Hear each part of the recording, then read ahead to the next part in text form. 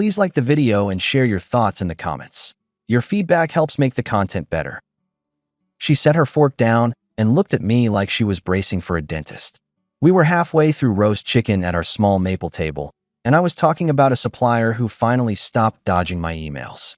She'd been nodding, asking questions, doing the normal spouse thing. Then she blinked twice, checked her phone face down by the water glass, and said, "How much did that new tire cost again?" $200, I told her. Why? No reason. Her shoulders lifted. Just you were following the story. You even asked about the delivery window. I was listening, she said, eyes flat. I'm just tired. Okay, I'll keep it short. I try to smile. Big win, though. Good for you. She stood to rinse her plate before I'd set mine down. The water roared like a curtain. If I'd known where that tone was headed, I would have finished the chicken and saved the speech. But in that moment, I decided to ignore the scratch on the glass and tell myself it was nothing.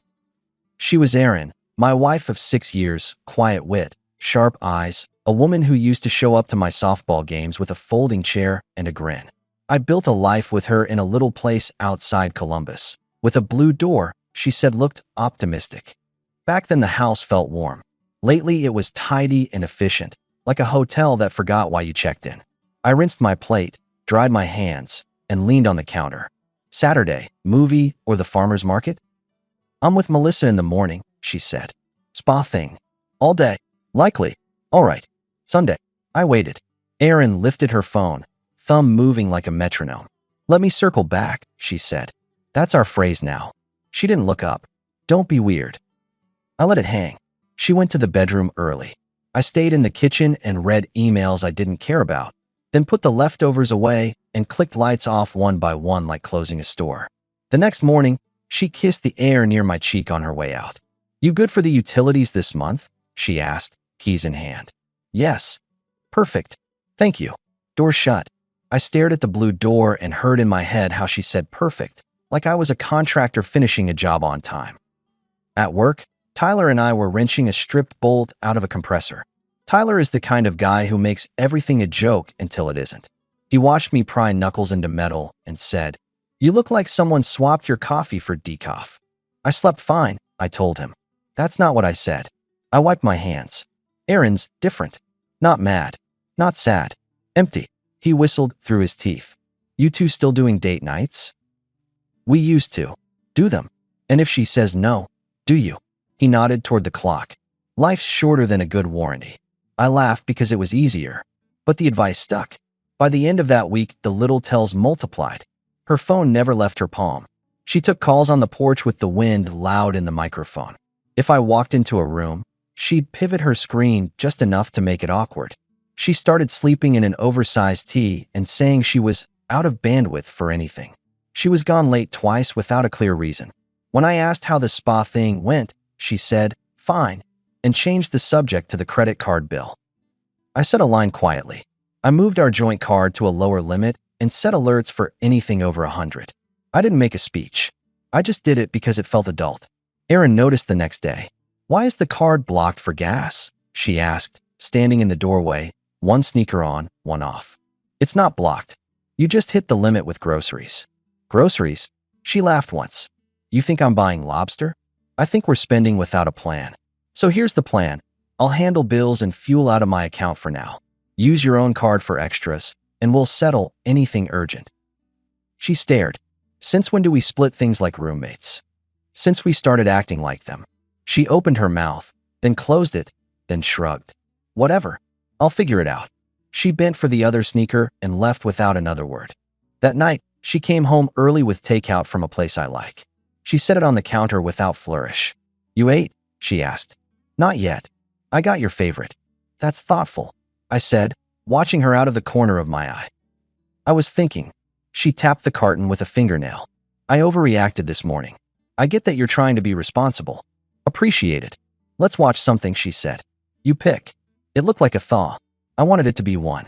We sat on the couch, 2 plates between us. A comedy played, and we both laughed twice in the wrong places. When she leaned into me for 5 minutes, my chest loosened like a stuck window. Then her phone buzzed. She slid away without looking at me and started typing. The rest of the movie, I watched her face glow blue. Long shift, she said after, standing. I'm going to bed. Okay, I answered, and the word felt small. Next morning, I put a second line in. I created a simple spreadsheet with 3 columns: house, car, discretionary, and dropped it into our shared folder. I printed it and left it on the fridge with a pen. No lecture. A form, not a feeling. Adult rules for an adult home. When I got back that evening, the paper was in the junk drawer under rubber bands. On the counter sat a package, new shoes, plus a small bag from a boutique that doesn't sell anything under 50. She was in the bedroom on a video call, voice tiny and bright like a commercial. I stood in the hall long enough to hear her say, I know, right?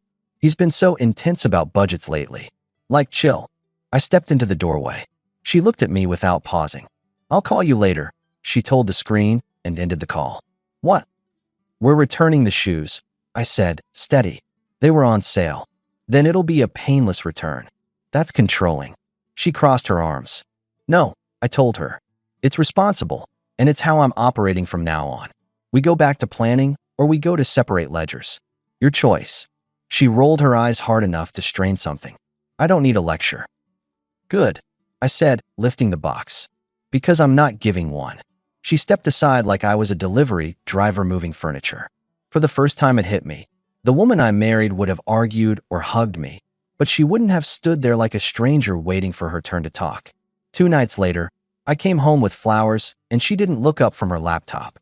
Those for someone? She asked. Us. That's sweet, she said, not moving. Put them in water. I put them in water. I put everything in water. Nothing took root. I tried a last swing, the way Tyler had said. On a Wednesday, I left work early, let the guys handle the last order.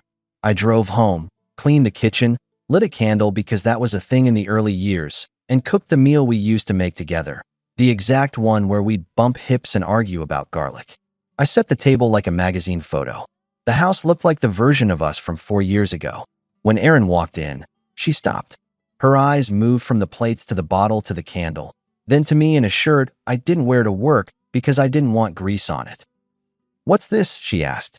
Just dinner, I said. You and me. No phones. She set her purse down. I'm exhausted. I know. From the second I woke up. Meetings. Melissa needed help. My head is a mess. I figured, I answered, staying light. That's why I did the cooking. She looked again, softer for a second. You did all this? Yeah. Okay. She exhaled. Okay. We ate. At first, it felt almost normal. She asked about Tyler's kid. I told her about a shipment stuck in transit. She laughed when I did the voice of my boss and said he'd ruin any party he walked into. She asked for more chicken. I got it.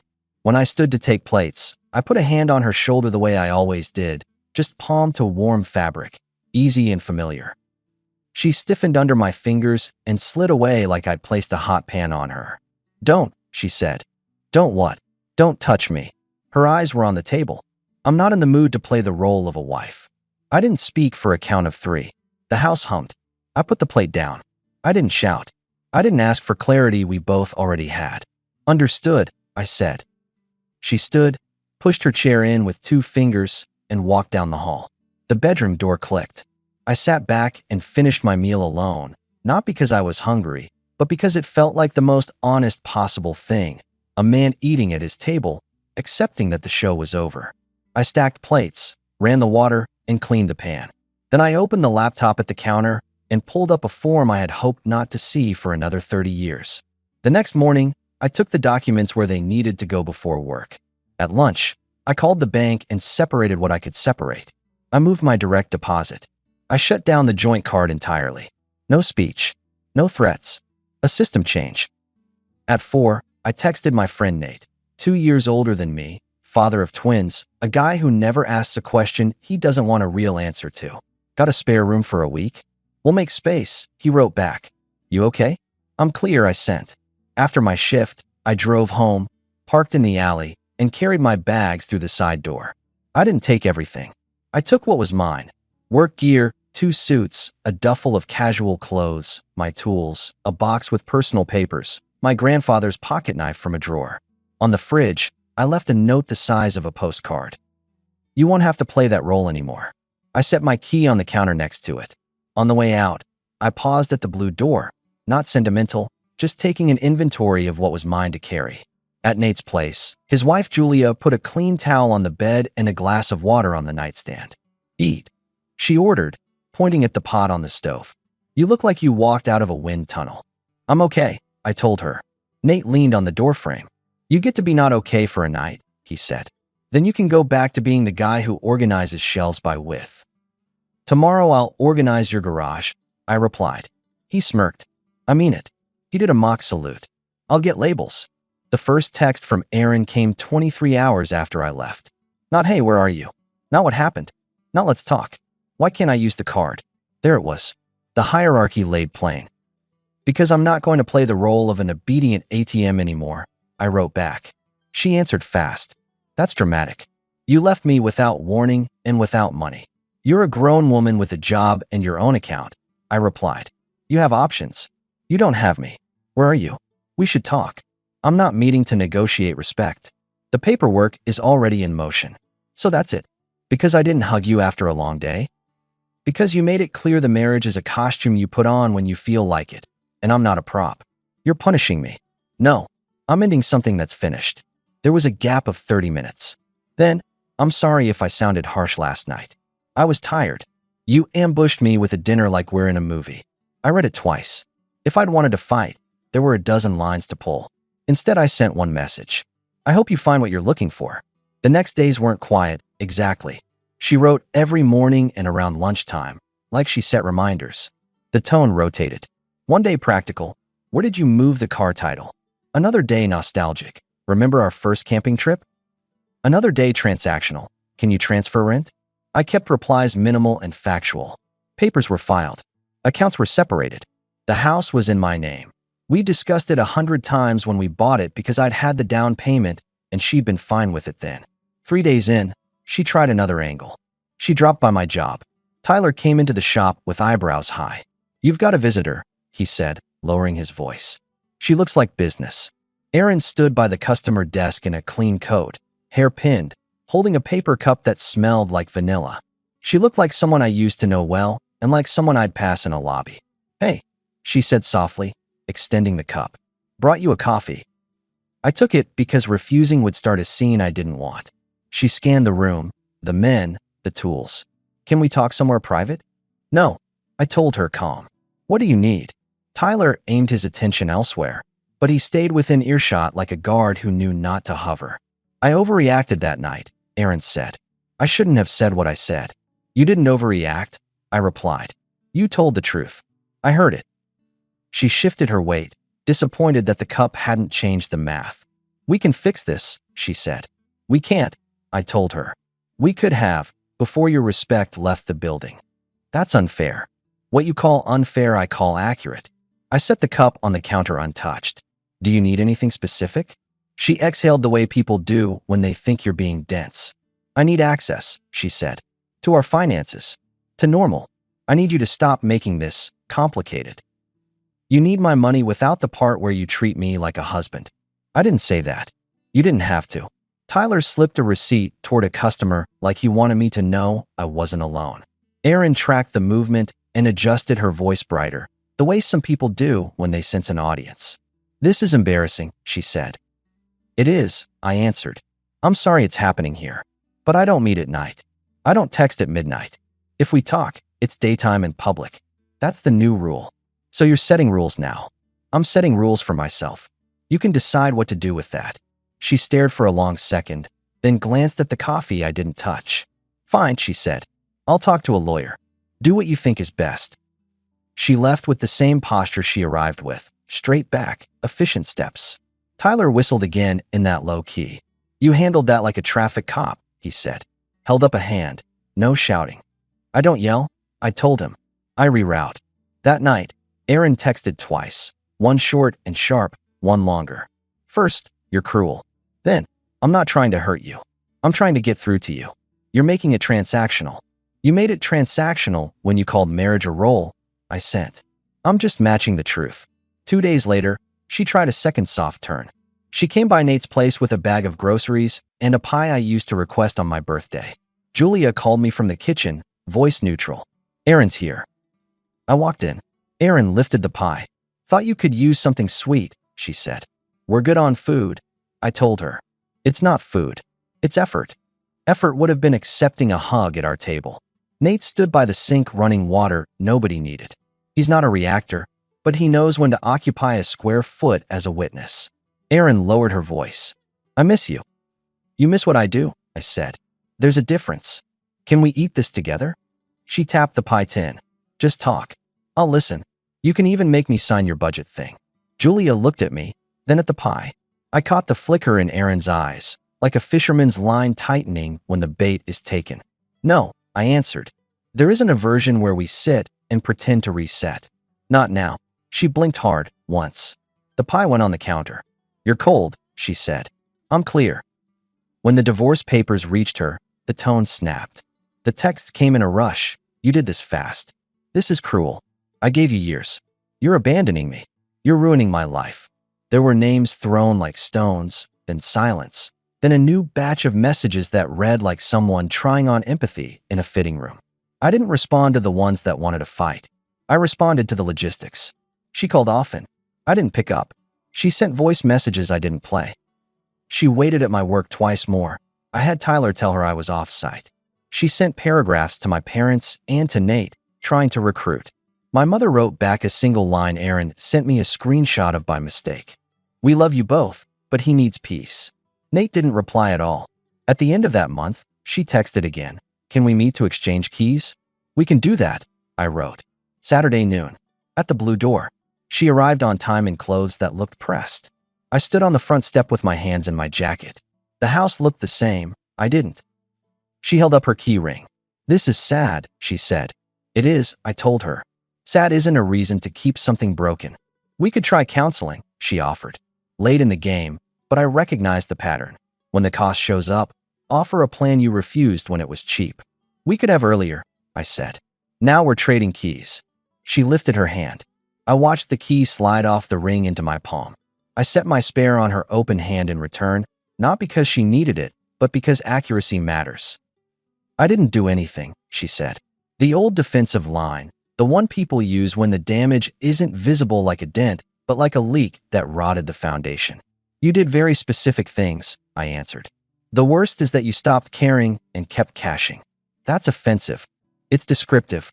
She looked past me at the door like maybe it would remind me of good times. I can't believe you're throwing it away over one sentence. One bad night. It's never one sentence, I said. It's all the sentences before and after that add up. She studied my face like there was a test answer there. I never meant to hurt you. You didn't, I told her. You just stopped respecting me. I'm the one who would have been hurt if I stayed. Her mouth flattened. I hope you feel good about yourself. I feel clean, I said. That'll do. She turned, walked to her car, and paused like she might pivot, might run at the door with a dramatic speech. Nothing happened. She left. Civil paperwork takes longer than any human argument. I kept my head down. I made a list every morning. Work, gym, call the insurance, pick up a tool rack for Nate's garage like I promised. Simple things, finished in order. Tyler and I got the shop through a busy week. At night, I slept at Nate's for a while, then moved back into my place once it felt like a home again and not a scene of something that failed. I changed the locks legally when it was time. I painted the blue door the same color because it was mine. Erin's messages slowed. They never stopped. The second to last one read, I hate you for making me start over. The last one read, I'm sorry. I stared at both and felt the same thing. Confirmation I did the right thing. The day the final envelope arrived, I was leveling a shelf in my living room, a drill in my hand, dust on the floor. I opened the envelope with a utility blade and read the words that make endings official. I didn't frame them. I folded them back into the manila and filed them with the title and the insurance and the other papers that say you're a grown man who knows what he owns. Nate came by with a six-pack, left four, and said, one for tonight, one for the garage. You decide the order. We stood in the doorway, two men who've seen each other at good and bad. He doesn't speechify. He grinned at the paint. Blue still works. It's optimistic, I told him deadpan. He snorted. We put up the last shelf in silence like prayer. A week later, I was at the shop when a new rep came in from a vendor we barely used. Leah, calm, smart eyes, a way of speaking that sounded like she'd thought about her words before she said them. I wasn't hunting. I wasn't even looking. We talked about parts and lead times. She asked a clean question about an order. I answered without trying to impress anyone. As she left, she said, "You run a tight ship for a guy who says he just fixes things." "I like things that work," I told her. She smiled like that made sense. We ran into each other again at a hardware store. It was accidental, and also the kind of accidental that happens when two people remember a time and a place. We got coffee in daylight with nothing to hide. I didn't spill my history across the table. I didn't ask her to rescue me from anything. I listened when she talked. I looked like myself. Months passed with no drama. I fixed what was mine to fix and let the rest go. I cooked for one without it feeling like failure. My house got quieter in a way that wasn't empty. It was steady. On Saturdays, I did the farmer's market for real. I called my parents and didn't defend my choices because they didn't ask me to. Tyler brought his kid to help me build a planter box. The kid asked if he could use the drill, and I said yes and stood right there.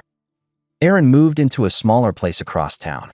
I learned that from a mutual who mentioned she was renting a one-bedroom closer to work and complaining about prices. She tried 2 more times to push back into my orbit. Once with a long message about missing our routines. Once with a silent photo of our dog from 3 years ago who's been gone. I didn't block her. I didn't respond. I kept the boundary like a fence I didn't need to repaint because I'd set it right the first time. I see the whole story now without haze. We started normal, 2 people paying attention. Somewhere along the line, she stopped. She didn't slam a door. She slid it, clicked it shut quietly, and expected me not to notice as long as the cards swiped and the lights came on. The night she called our marriage a role, the mask fell for both of us. I stopped auditioning. People ask if I regret not fighting harder. The answer depends on what you mean by fight. I did what a man does when words lie.